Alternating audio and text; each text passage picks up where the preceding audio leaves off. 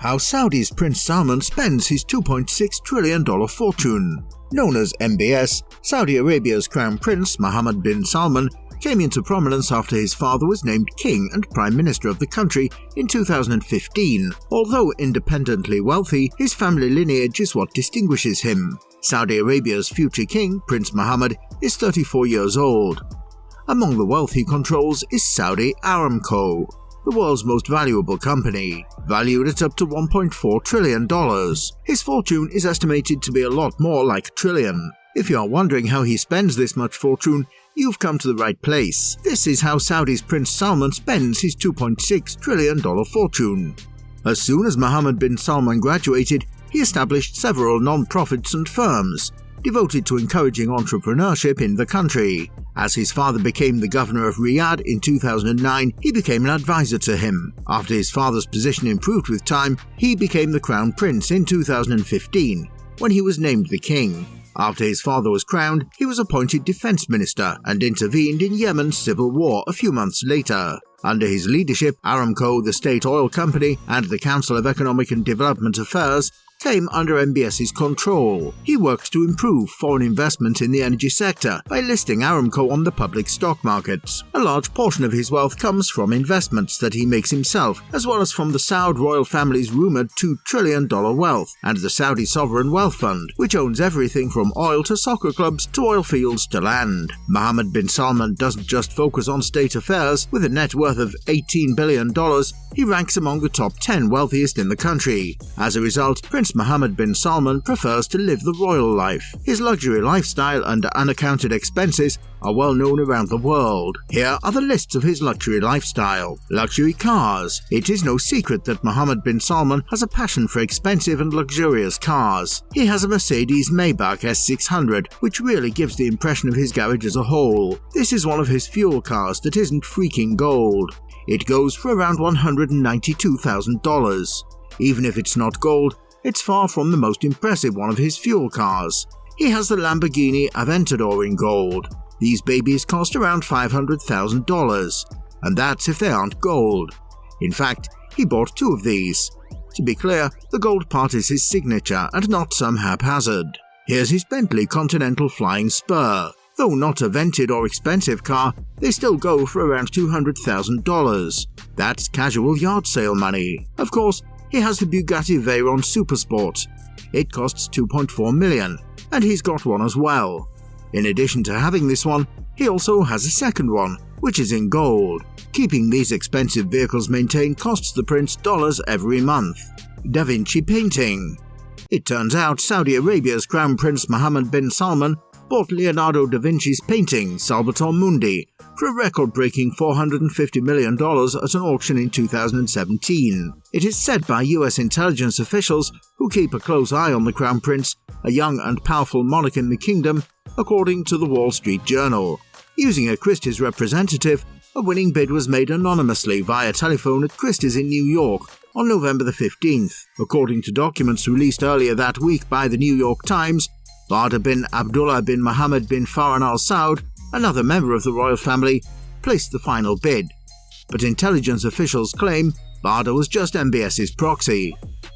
Saudi Arabia adheres to a strict form of Islam that prohibits visual depictions of religious figures, which makes the choice of painting of Salvator Mundi even more intriguing. In 2011, Saudi Arabia's regional rival Qatar was offered the painting for $80 million. They declined it, and this time was not interested. Serene Yacht. As a $400 million super yacht, Serene was first owned by Russian oligarch Yuri Shefler before becoming owned by Prince Mohammed bin Salman and chartered by Bill Gates. It is not the owner who makes this ship, but rather the sheer grandeur of the Goliath, which complements the stature of its owners. The ship is not only associated with names, but with iconic names as well. It was the first super yacht built by Italy's Fincantieri Yard, and once considered one of the world's 3 largest yachts, according to Forbes. As a 439-foot yacht, it fell behind Roman Abramovich's Eclipse at 550 feet, and Viktor Rashikov's Ocean Victory at 459 feet.